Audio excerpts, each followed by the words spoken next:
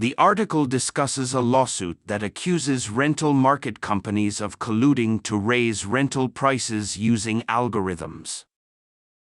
It is tough to be a renter in this economy. Rental prices today are up about 20% higher than they were compared to late 2019, just before the start of the pandemic.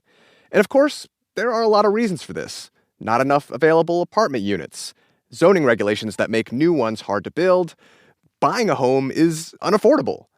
But of all the things that could potentially be driving up rental prices, here's one that you might not have considered. Algorithms. According to more than 20 lawsuits, some of the country's biggest property management companies are accused of colluding to raise rental prices. And not by cutting deals with each other, but by using a particular piece of software. Brian Schwab is the Attorney General in Washington, D.C., and his office is one of the latest to make this argument. If a group of landlords got together in a smoke-filled room and decided to talk amongst themselves about who's going to set what rents, nobody would have any struggle in their minds seeing that as a anti-competitive violation of antitrust statutes. And yet he claims that the software made by a company called RealPage enables landlords to do just that, but virtually. This is The Indicator for Planet Money. I'm Adrian Ma. And I'm Weylan Wang. Today on the show, we'll explain the allegations and why this case is challenging typical notions of collusion and cartel behavior. One of the biggest ways the federal government tries to regulate the marketplace is through antitrust law. Now, technically, I went to law school about a decade or so ago, and if I had to draw upon all the learnings from my antitrust class and sum up this very complex and rich body of jurisprudence, I think it would just be 4 words. Competition good, collusion bad. I bet you wrote the piffiest law review articles. Well, I was never actually on law review. Now, luckily, we don't just have to rely on Adrian Ma Esquire here. We've got Maurice Stuckey. He's a law professor at the University of Tennessee who specializes in antitrust law. Collusion is one of those no-brainers. It doesn't really benefit workers, it doesn't benefit consumers when companies collude on wages or collude on pricing. And invariably, a few benefit at the expense of many. Well, and that is exactly what I said. You just said it in much pithier terms. Yeah, let's go with that. So the law obviously frowns upon collusion. And Maurice says there are lots of ways parties can collude. But really the classic version is the so-called hub and spoke model of collusion. So hub and spoke is something very old to the law. It's your basic conspiracy. Imagine you're going to have a bank robbery. The last thing you want to do is bring all the conspirators into the room, and they would then say, you're going to do this, you're going to do that. But isn't that what they do in the movies? Like the Ocean's 11 people gather around a big map on a table? Yeah, but it's very dumb from a practical standpoint. As a Fast and the Furious superfan, I'm personally offended by that. But anyway, Maurice says if all the conspirators are directly connected with each other, that means if any one gets arrested, the rest become vulnerable. Smart co-conspirators would go through an intermediary, separate but together, like the hub and spokes of a wheel.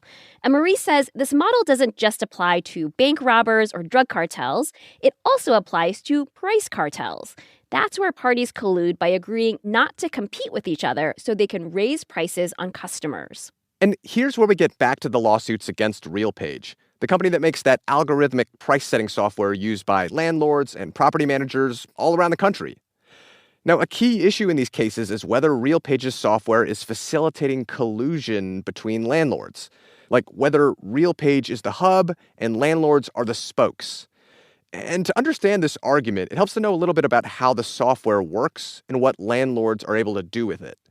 So before landlords had software to help them decide, what they were going to charge potential tenants, they had to rely on publicly available information or manually request information to scout out other property listings.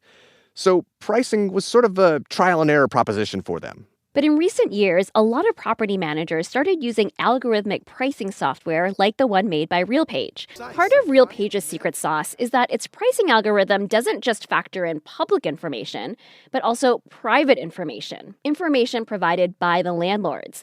And by private information, we're talking about the kind of info landlords generally want to keep hidden from their competitors.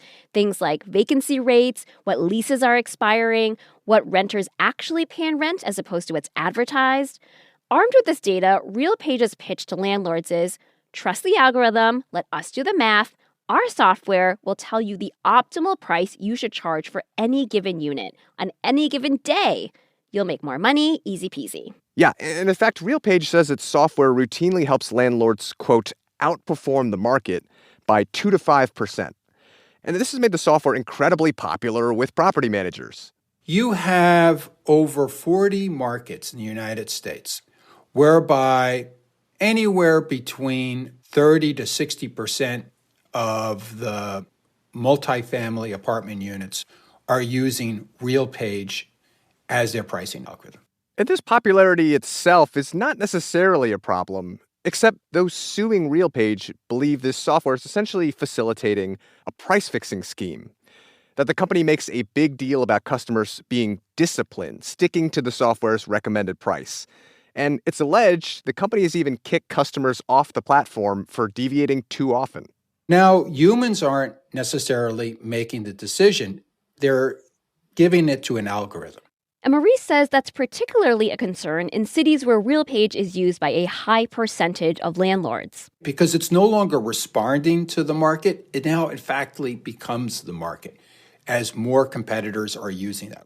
We reached out to RealPage for comment, but it hasn't responded. But RealPage denies that it's violating the law, and it says that property managers are free to disregard its price recommendations. But as of a couple weeks ago, a federal judge has said it will have to make that argument in court. Meanwhile, the U.S. Department of Justice says it's following the case. You know, Weylan, what's interesting about this case, though, is not just that it raises kind of novel questions of law, but also of basic econ vocab, right? Like the plaintiffs allege that the landlords and RealPage are essentially behaving as a cartel. But Luis Quintero says this does not fit the classic definition. Luis is an economist at Johns Hopkins University who studies real estate competition. So this is a challenging instance because there is no smoky back room, but the algorithm in itself, it's the smoky back room.